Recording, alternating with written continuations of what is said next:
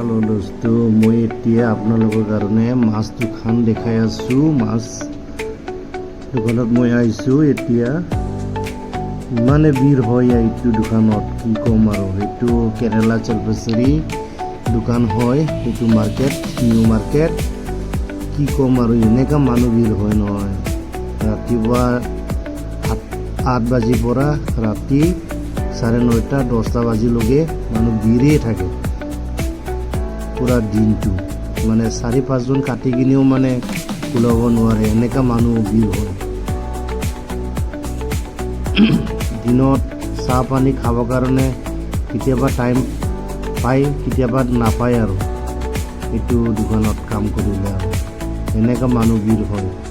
এতিয়াও চাই লওঁ আপোনালোকে, এনেকুৱা মানুহ ভিৰ আছে।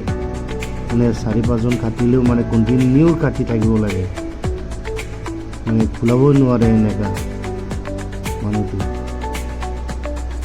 কি ক'ম আৰু, মানে কেৰেলা জেগাত মানে মই ইমানখিনি ঘূৰিছোঁ, এনেকুৱা মানে মানুহ দোকানত দেখাই পোৱা নাই আৰু এনেকুৱা মানে কেতিয়াও।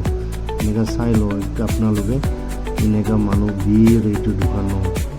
কি ক'ম আৰু, মাছ ল'বৰ কাৰণে আৰু মাছ কাটিবৰ কাৰণে ইমান ভিৰ।